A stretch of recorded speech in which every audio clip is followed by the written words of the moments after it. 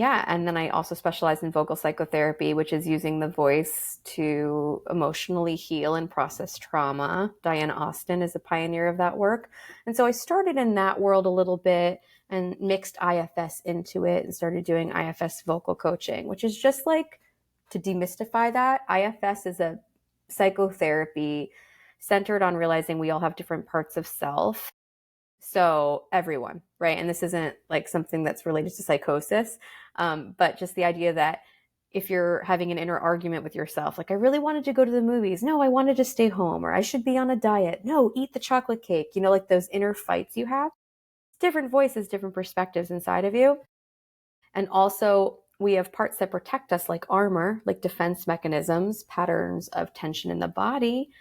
And that kind of thing can block our singing voice. So we might even check in with the throat. What are you holding? Like, I worked with a client once who was holding a big secret in her throat, and that's why it was always tight. People with eating disorders sometimes have challenging relationships with their body, and they can constrict their breath. Emotions are held in the gut, right? Is your heart open? Like, your postural habits are very much related to your attitudes in life, trauma that you're carrying in your body. And so blending IFS with music therapy was super cool. And that's how I started. And then I realized, like, my own origin story and then the origin story of people I work with. It's like a lot of us are performers or creatives, but we didn't have a voice as a child. Okay. So like singing was the first place I could be authentically emotional. And I had a very pivotal performance class once when I was training as a singer where my vocal coach whispered in my ear to sing my song to one of my parents. And then I just completely fell apart crying. But then my voice sounded amazing. Like, it was one of those things where, like, the opening of that emotion made me stop performing. And this is a metaphor for what happens when a child grows up performing for their worth. And once I could really be in the music and channel it and connect to the audience, I was just in the moment. I was my authentic self, and the voice could carry itself.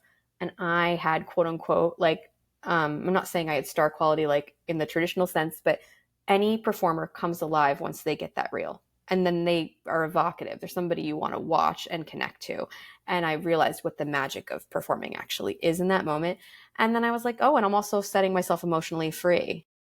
Like, I felt so connected to the world, like such a sense of belonging that, like, when I went home that night, I wrote on a piece of paper, "The sun rises for you." And I put it on my window, and I just felt like I belonged.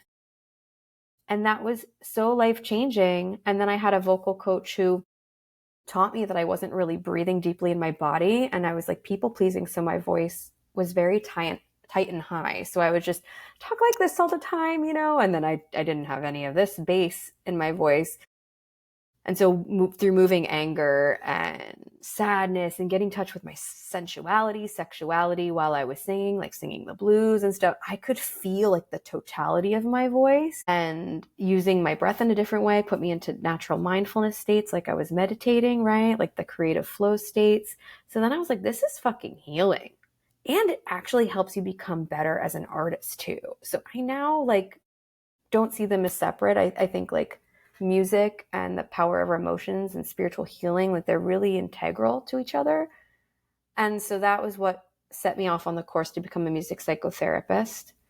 And so, yeah, I really see these things as very interconnected. Like, one would lead to the other, but then it would flow back into the same river. And I'd be like, okay, cool. Like, so I have a very harmonious practice where I work with clients who are adult children of narcissists who had to perform for their worth, didn't have a voice, but then also want to do a music psychotherapy session where we're singing, because it's all the same thing, really.